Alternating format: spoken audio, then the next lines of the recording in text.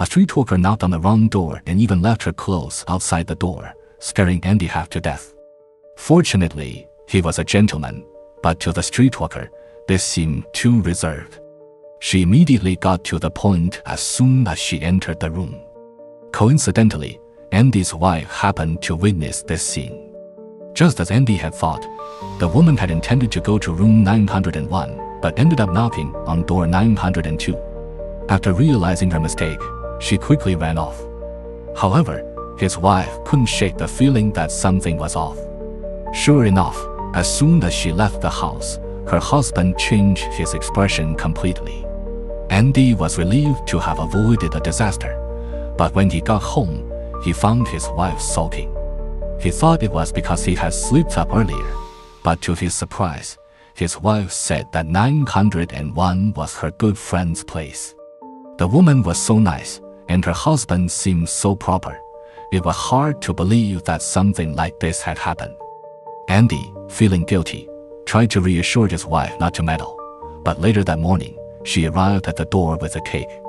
Watching this couple, still so affectionate in middle age, making playful remarks as if no one else was around, Andy might have envied their relationship had he not seen it with his own eyes. Meanwhile, Mary decided to help her friend while she was making tea, determined to do something for her. However, to her surprise, her intervention caused trouble. She encouraged her friend to be honest, thinking she was helping her, but ended up doing more harm than good. That afternoon, the man came looking for her. Mary was utterly stunned.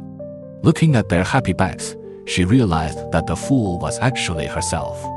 That night, while her husband was asleep, she secretly rummaged through her phone, determined to rescue that tramp. After searching for a while, she came across a strange female plumber. She couldn't care less and immediately messaged the woman to meet up.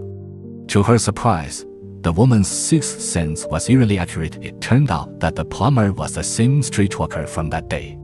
Mary hated people like her, those who ruined so many happy families. But the streetwalker claimed it had nothing to do with her. She said it was the fault of women who didn't understand romance, pointing to the recent messages sent to Mary's husband.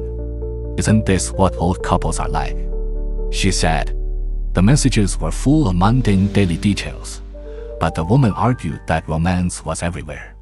For instance, undoing a shirt button and biting half her lip while sending a message to her husband to buy something, along with a photo of herself. The woman's words struck Mary hard. "You mop the floors twice a day, change your pajamas once a week, and always forget to brush your teeth at night. Every time I meet Andy, he talks only about you. He's never been unfaithful."